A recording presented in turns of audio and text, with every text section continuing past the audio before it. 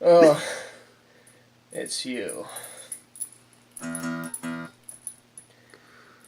You want me to make you another cosplay, don't you? Alright. Oh, what are we up against?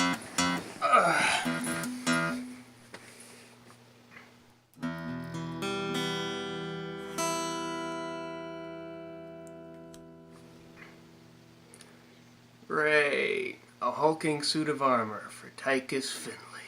This should be easy. Welcome everyone to this first edition of the Flop Shop. Now I've already started my cosplay build for Jim Raynor, and the plan is that I'm going to be going as Jim Raynor and my brother's going to be going as Tychus Findlay. What we wanted to do was we wanted to create a suit that we could kind of get in and out of fairly easily, while at the same time the suit can also support the weight of the project. And so to do this, we're making it in two major sections, the lower half and the upper half. The lower half's going to basically be almost like pants, except instead of flipping them on, we're going to step into them and we're pretty much going to hinge the outside and lock it up that way.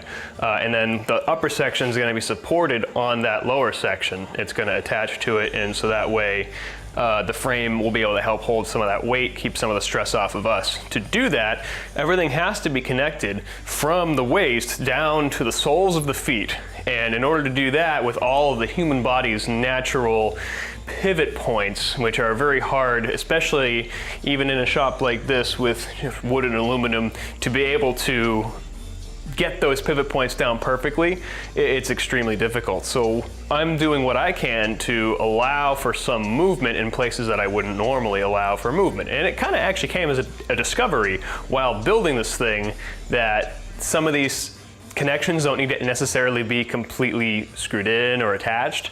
Let me demonstrate that for you. Now you'll notice that this down here actually still moves freely, but it won't come out because it's fastened in such a way where it can't possibly come out of here. And that was sort of a mistake. I left that loose because I wanted to figure out exactly where I would have to attach it. And so when I got my body into this thing to test it, and I went to go make marks to actually put that in, I thought to myself, do I actually have to?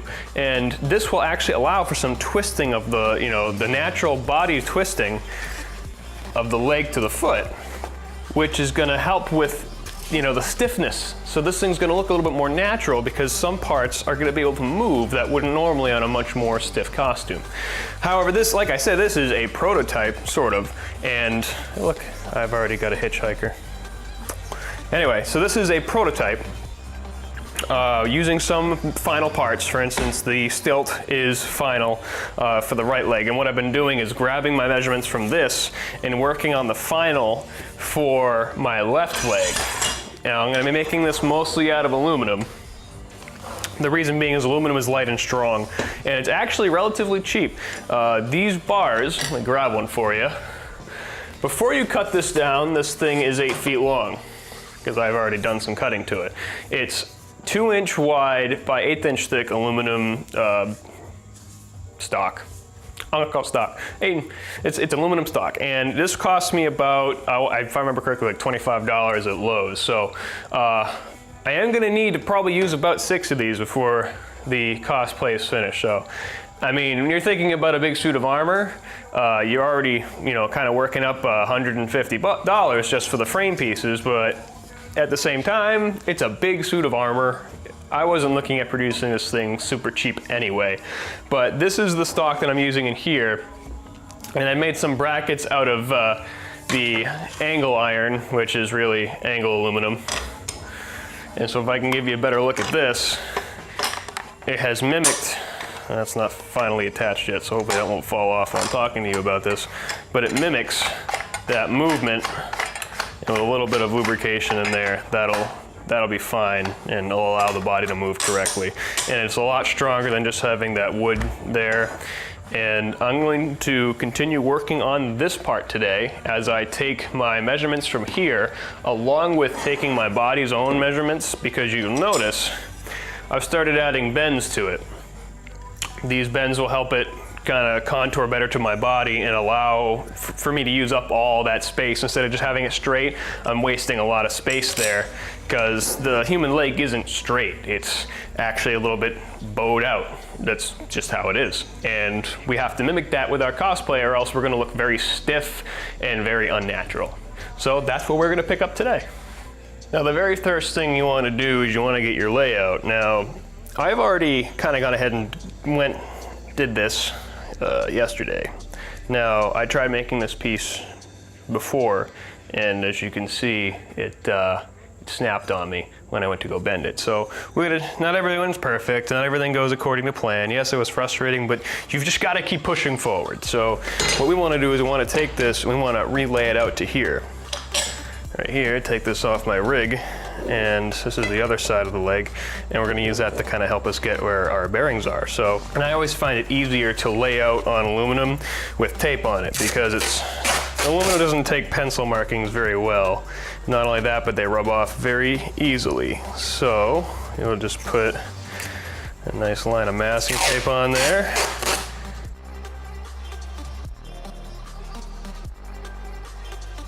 So now you have your piece of transfer tape there, your masking tape. I'm gonna push this right up to the edge. Make sure you can still see that in the camera. There we go.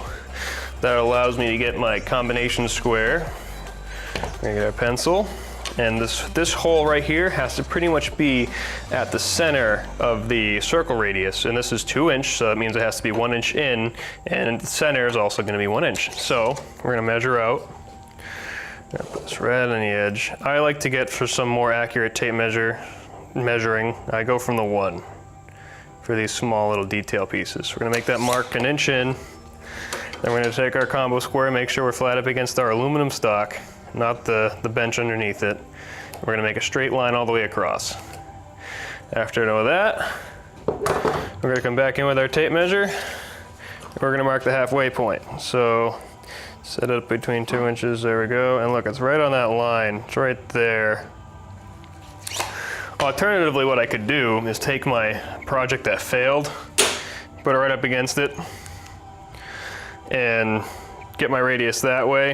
The original radius I had with the compass. So I'll just take this old failed piece, make sure it's lined up perfectly to both sides, and then we're gonna draw our line in there.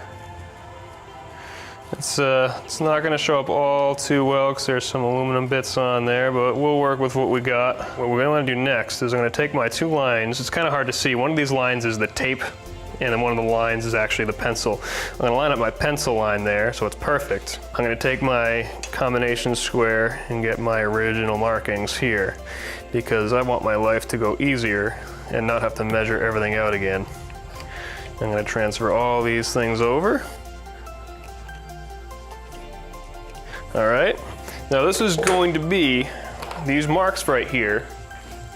That's where my supports are going to be for the what holds onto my leg. So I will show you because I want you all to learn. That's these pieces right here. That's exactly where these are gonna sit. They're gonna pretty much be the same thing and be made out of plywood, except I'm gonna measure them correctly this time. The other ones I had taped on some shims because they were too short. So to remind myself, because I can be an idiot sometimes, that there's something that has to be sitting in between here, I'm just gonna put some hash marks in there, like that. So now I know it doesn't sit on this side of the line or that side of the line, it goes in between the lines, because believe me, sometimes I get a little rushed and I keep going. This is where the first bend is gonna be. I see no reason to change that. This bend is kind of an estimate. So now we have another kind of line up here. And I need to remind myself that which direction this bend is gonna be. So on our inside one, this kind of goes down to my right ankle. My leg will be on this side and it's gonna come out. So we're gonna consider the tape the inside. So this one's the opposite, and this one goes on the opposite end of the leg. So it's gonna go on this side of the leg. And what this one needs to do is it needs to go out at the top, not the bottom. So this first bend has to be out, and then the second bend has to be in. So I'm just gonna put out right there next to that line, so that way I know which way it's gotta bend. And on that side of the line as well, so I know which side I'm gonna be working with. And then what I'm gonna do is once I get that first bend in there, that's what I'm going to measure. So yeah, we'll show you in practice. You can actually cut aluminum on a chop saw, you know, made for wood. Just the best way to do it is to have a saw with a higher tooth per inch count, so more teeth. So just be really careful when you're cutting aluminum on a saw like this. I'm gonna set my other stuff out a little bit longer. And I should mention, it's better, we have some stick lube over here. It's just basically really, you know, really thick grease. And what we want to do with that, get the blade exposed a little bit and very carefully give it some grease. Now the blade has a grease coating on it. We're going to take it, make it up to our line, and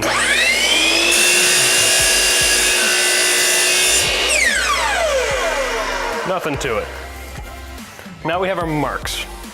So now we know which way it has to bend. So what we have here is my super high-tech bending device, also known as a vise. And what we want to do is we want to push this one out. So we want to line that up. I may or may not have broken the vise, and now I have to do this by hand. By hand, I mean the thing has no stop on it. I have to replace it every time I want to adjust it. So I'm setting the line right there on that vise. Now you might notice I can't get it all the way over. I would have liked to have it cover up to the end of the material, but unfortunately that's not an option. Now, get it nice and tight. And now I have a piece of steel here. You cannot cut steel on woodworking equipment, just fun fact, so don't try, you're gonna hurt yourself. And what I also have is heat in a standard blowtorch using MAP gas. So if I heat up the molecules of the aluminum, it should make them more susceptible to bending instead of breaking. I heated the last one, but I think just because I had too much stuff at the end there, it caused a problem. So let's give this a little bit of heat.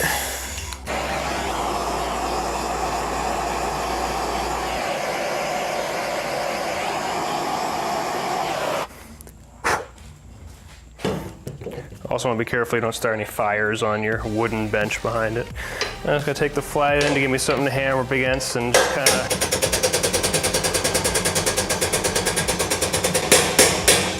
work it a little bit. Now, this isn't a science right now. I don't really have a specific angle I'm working it at.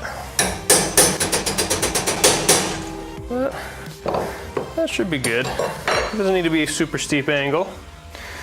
Now that we got that, we're going to get our vise piece back. Make sure you test it before you grab it so you don't burn yourself. And there we go, we have our first bend. What I'm gonna do is I'm gonna take a measuring instrument, and I want this to come out 3/4 of an inch. I figured that out earlier when I was taking measurements against from that other thing in my body.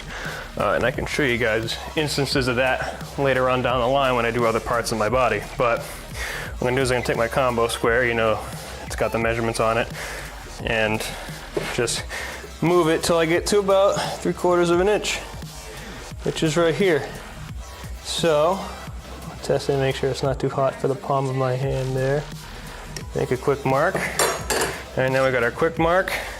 Remember, this one's gonna come back the opposite direction, so it would help. It doesn't really matter technically it doesn't matter which side your line's on, because you can line up to either side of that vise. But just for the sake of showing you, I will put it on the aluminum side. Now what I'm actually doing is I'm putting the mark a tiny bit above the vise on this one, because you factor in, bends are never perfect because you have the thickness of the aluminum to account for. So I want to make sure I'm not going to get it too small. And here, I'll pick up the camera and show you guys what I mean. I put that line just above and keep it as flat to the vise as you possibly can. And now you can also see why I don't like using graphite on aluminum, because now you see it, and no you don't. It's amazing, it's magic. So now we're gonna have at it again. And hopefully this time it doesn't break.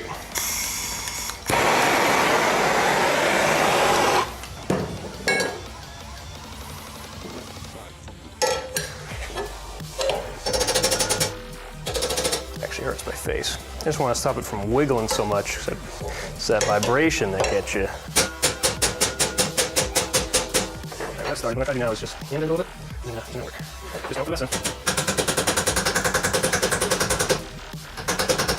I'm really just doing this by eye right now, but what you can do to make sure you get it straight is once it looks about right, you take it out, you take a look at it, put it up against something straight, figure I'm not quite there yet. One of this. Tiny bit more. I like it.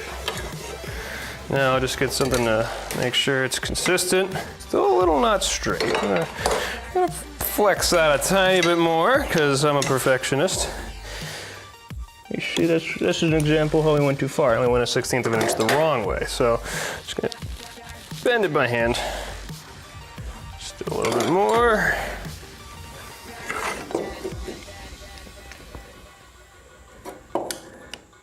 Ha, got it. Cool. So there you go. That is what we're looking for.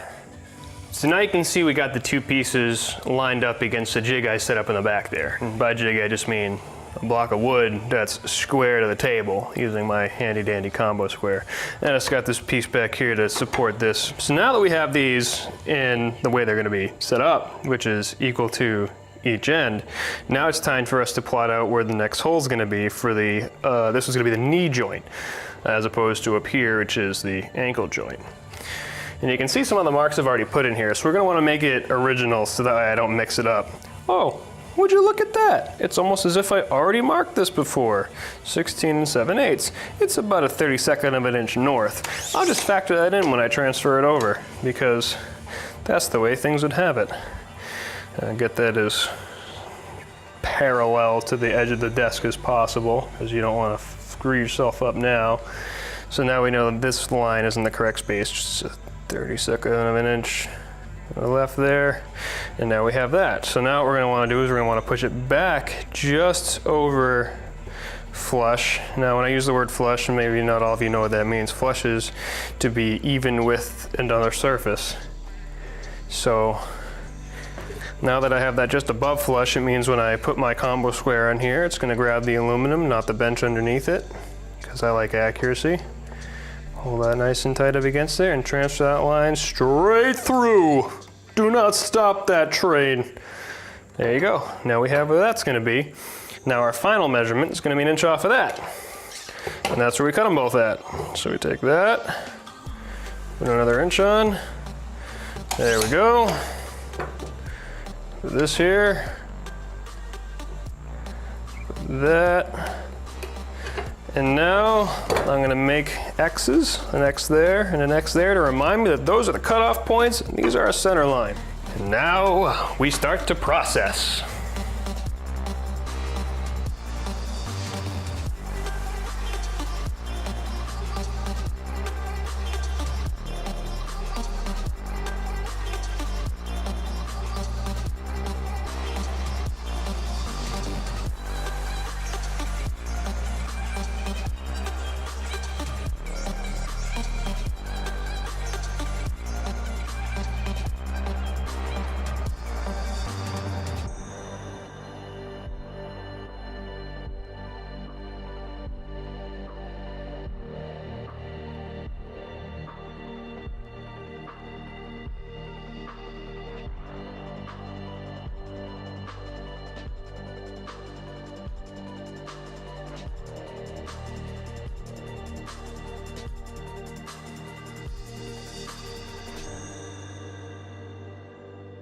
Take that, and for you, you go up there, and we're gonna go that way. So, all that's really left now is to attach the pieces on the inside to give you an idea of what I'm trying to achieve. All right, so we have our right foot and our left foot. Now, without hurting myself, you can kind of see that these pieces go back in here and they relax there. And this is going to attach up to my thigh, and how I got those joints pretty good. And I can lean forward on here, which was the purpose of putting that joint down on the foot. You can see that the human shape is not perfect. And see how this is pretty much on top of my knee, but on this side, we've got, move that away, we got all this space down here. Tap that to the right a little bit. We got all that space down there, and that was just going to waste, which is why I did the bends. So, with the other leg on, I was able to make this piece down here thinner, and to help use some of that space. It's a little stiff right now, but we can fix that later. And now, that's a lot closer to the shape of my leg. Actually, heck with it. There you go. There it is. So, now we just have to put in those support pieces. But, for today, that's all the time I have. So, we will finish the rest another day.